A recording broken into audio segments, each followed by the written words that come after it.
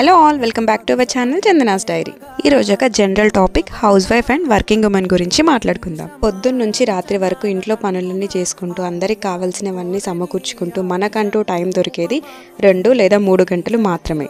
ఆ టైంలో కూడా రెస్ట్ తీసుకోవడానికి కొన్నిసార్లు కుదురుతుంది, కొన్నిసార్లు కుదరదు కూడా. ఇంట్లో పనులన్నీ చేసుకుని పిల్లల్ని చూసే వాళ్ళందరూ అంటూనే ఉంటారు, ఖాళీగానే ఉన్నావు కదా ఇంట్లో అని.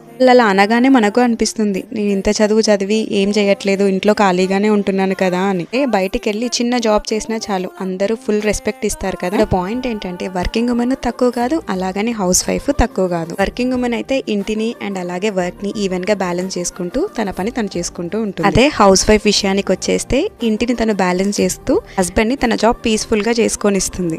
ఈ విషయం గురించి నాకు తెలిసింది నేను మాట్లాడాను. ఏమైనా తప్పులుంటే క్షమించండి. మీ ఒపీనియన్ ఏంటో కమెంట్ లో చెప్పండి. అండ్ అలాగే సబ్స్క్రైబ్ చేసుకోండి చందనాస్ డైరీ. వరకు చూసారు కదా, చిన్న లైక్ చేయండి, అలాగే ఈ వీడియోని షేర్ చేయండి.